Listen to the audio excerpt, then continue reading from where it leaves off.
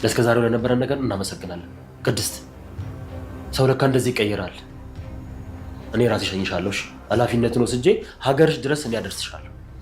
አይ መድብል ችግር የለውም አትቸገር። እኔ ራሴ እሸኛታለሁ። ምሳሌስ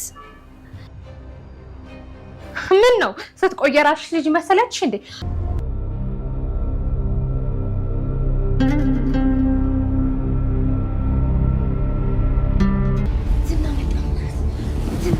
ተረጋጊ።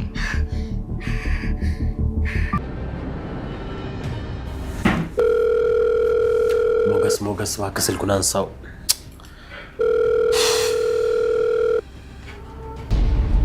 ሄሎ መድብል፣ በቃ መልሼ እደውልልሃለሁ። ምንድን ነው ሞገስ ምንድን ነው? መቼም ይሄ ቁርስ ለእኔ መሆን አለበት። የተሰራ መብላትማ ልማድሽ ነው። ቢዩ እበላለሁ።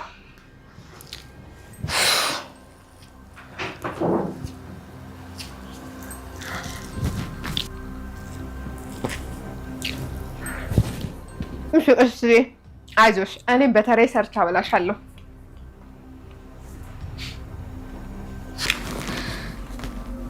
እሺ አሁን ምንድነው ማድረግ ያለብን? መጋፈጥ ብቻ። አዎ መጋፈጥ። ከነብሩክ ከነመድብል ጋር ሆነን ተጋፍጠን እናሸንፋቸዋለን። እኔ ግን አልስማማም። ሉላ እንደ ድሮ እንሽሽ እንደበቅ እያልሽ ነው? ውጪልኝ አሁን። አሁን ሳይሰለችኝ እኔ 10 ላንቺ ማስረዳት ነው። ሰሚያለሽ? ዛሬ ምልምሽን ነጥቅሻለሁ። ብሩክን እንዳረገዝኩለት ስነግረው ላይኑ ነው የሚጠላሽ። ትሰሚያለሽ? እንደማንኛውም ተራ ሰራተኛ የሰራሽበትን ከፍሎ ሩሩ ያስወጣሻል። ከዛ መሀሌት ምን ብላኝ ነበር ታያለሽ? አንቄ ነው የምገልሽ። አሁን ውጪልኝ። ማን እንደሚገድል አሳይሽ። በወፈረ መሰለሽ እንዴ? መሰለሽ ወይ በጣም ታምቅሽ አለቅሽ አለቅሽ። ሰላም የቻናል ቤተሰቦች በያላችሁ በተለም ዳርቻ ሰላማችሁ ይብዛ። እንግዲህ እነሆ በክፍል 123 ተመልሼ ከች ብዬላችኋለሁ። ታዲያ አብራችሁን ስትቆዩ ለዚህ ቻናል አዲስ ከሆናችሁ ቻናሉን ላይክ፣ ሼር፣ ሰብስክራይብ ማድረግ በፍጹም እንዳይረሳ ለማለት እንወዳለን። እንግዲህ ዛሬም ሞገስና ሉላ በአቶ ዝና መሳደዳቸው ቀጥሏል። ከትንሽ ጊዜ በፊት እንግዲህ ሰፈር ቀይረው መሄዳቸው ይታወቃል። ዛም ሰፈር ላይ በነፃነት እየኖሩ እንደነበረ ሁላችንም የምናየው ጉዳይ ነው። ነገር ግን አቶ ዝና ያሉበትን አፈንፍሮም ቢሆን ደርሶባቸዋል ማለት ነው።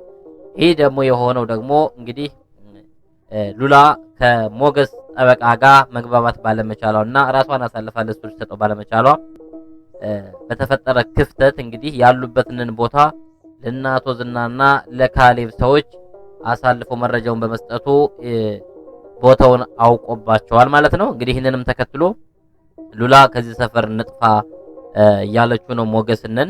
ነገር ግን ሞጌ በፍጹም አላደርገውም፣ እስከመቼ ድረስ ነው ወደፊት የምሸሸው?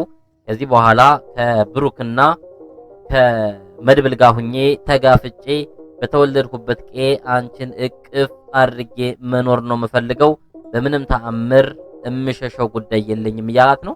እንግዲህ ሉላም ይህን በፍጹም አልስማማበትም፣ ከዚህ ቦታ መሸሽ ነው ያለብን እያለችው ነው። ምክንያቱም የዝናን ክፋት፣ ተንኮል፣ ሰቆቃ የምታውቀው እሷ ስለሆነች እዚህ በኋላ በሱ ገብታ መሰቃየትን አትፈልግም ይመስለኛል ሳስበው። ሉላ እዚህ ቀደም እንግዲህ በተደጋጋሚ ከዝናጅ ከወጣች በኋላ ተመልሳ በዝናጅ ገብታ እንደነበር ታስታውሳላችሁ። የእሷ ስጋት ዛሬም መልሰው ሊሰጡኝ ይችላሉ ለዝና፣ በዝናጅ ውስጥ ከገባሁ ደግሞ እሰቃያለሁ የሚል ሳቢዎች እንዳሉባት ታስታውቃለች ማለት ነው። ነገር ግን አሁን ያ ይሆናል የሚል እምነት የለኝም። ከዚህ ቀደም እንግዲህ የተፈጠረው ችግር ምንድነው? ብሩክ ያው ለልጁ ሲል ምንም አማራጭ ስላልነበረው የተፈጠረ ጉዳይ ነው። ነገር ግን አሁን ላይ ሉላን አሳልፈው የሚሰጡበት ምንም አይነት ጉዳይ አለ የሚል እምነት የለኝም። ምናልባት ሁለቱ ባሉበት የሰው ኃይል ጨምሮ ካላገታቸው በስተቀር የሚሆን ነገር አይመስለኝም። ነገር ግን አግቶም ቢወስዳትም ዛሬ ሉላን ሚስት እንደማያደርጋት ዝና 100% እርግጠኛ ነው፣ ይታወቃል። ሉላን ከወሰደ በኋላ በማሰቃየት በማንገላታት መግደል ነው የሚፈልገው ሉላን እንጂ ከዚህ በኋላ ሉላ ሚስት አትሆነኝም እያለ ሲዝትም በተደጋጋሚ ሰምታችሁታል። አንተም የሰፈሩ ሰው ይንቃል፣ ትዋረዳለህ። ምክንያቱም ሰው አግቷት የቆየች ሚስት አምጥተህ እዛ መቀመጥ አትችልም እያለው ነው። እንግዲህ ያንንም ስላለው እዚህ ቀደም ያገታትን ልጅ አንቺን አገባለሁ እያለ እወድሃለሁ በኝ እያለ የበታችነት ስሜቱንን ስለሚሰማው አስገድዶ እወድሃለሁ በኝ እያላት ነበረ። እንግዲህ ያችም ልጅ እሱንን በፍጹም እንደማትወደው በድፍረት አታስፈልግም፣ አንተ አውሬ ነህ፣ ውሻ ነህ እያለችው ነው ማለት ነው።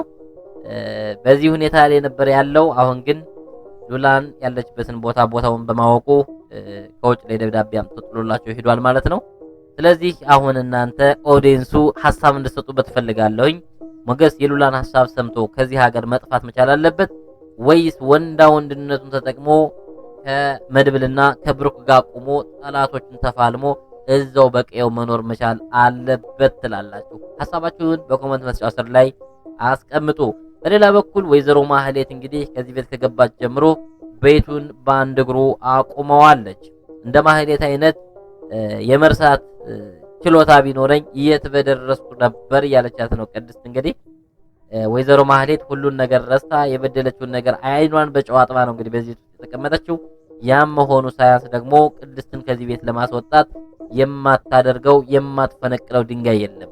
በነገራችን ላይ እኔ በጣም የተናደድኩትኝ መድብል እንግዲህ ቅድስት ነገሮቹ ከአቅሟ በላይ ሲሆንባት ማህሌት ላይ እርምጃ ወስዳለች ማለት ነው።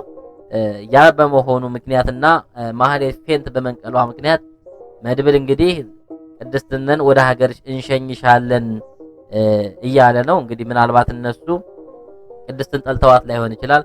ነገር ግን ወይዘሮ ማህሌት በዚህ ቤት ቆይታ መመስከር ያለባትን ነገር መመስከር ስላለባት ይመስለኛል። ወይዘሮ ማህሌትም እንግዲህ ቅድስት ላይ ያን ያህል ጫና እያደረገች ያለችው ይሄን ምስክርነት እነሱ ከምንም በላይ እንደሚፈልጉት ስለምታውቅ ነው። ነገር ግን በመሃል ቤት ቅድስት በማታውቀው ነገር እጅግ ከምንም በላይ እየተቃጠለች ነው።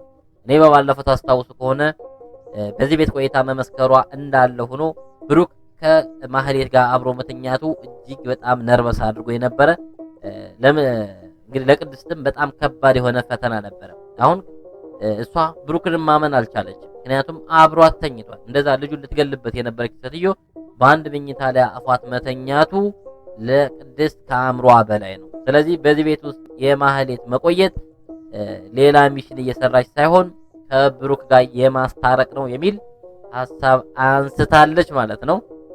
እንግዲህ ወይዘሮ ማህሌትም በሆነው አልሆነው የሆነ ነገር እያነሳች ቅድስትን የማናደድ የማሸማቀቅ ሞራኗን የመንካት ስራ እየሰራች ነው ማለት ነው።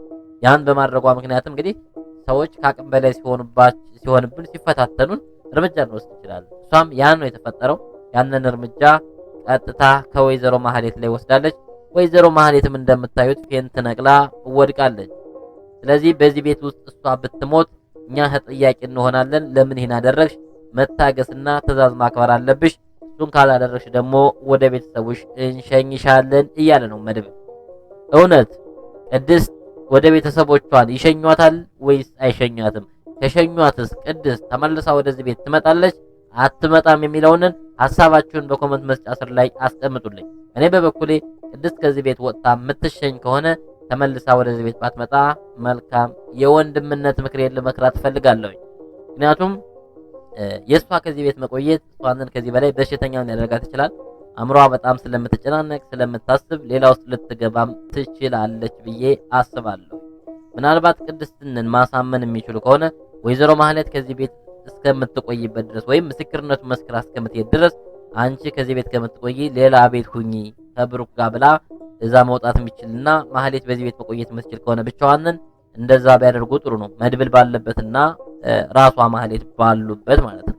እዛ ውጭ ግን ብሩክ ቅድስትን ይዞ ከዚህ ቦታ ላይ ዘወር ማለት መቻል አለበት ብዬ አስባለሁ እንጂ ከዛ ውጭ ሁለቱንም በአንድ ቤት አድርጎ አንቺንም እወድሻለሁ አንቺንም አቅፌ እተኛለሁ የሚባል ነገር በፍጹም የወረደ አስተሳሰብ፣ ወንድ አሰዳቢ እህቶችንንም ላይ መቀለድ አግባብነት የለውም ማለት ነው።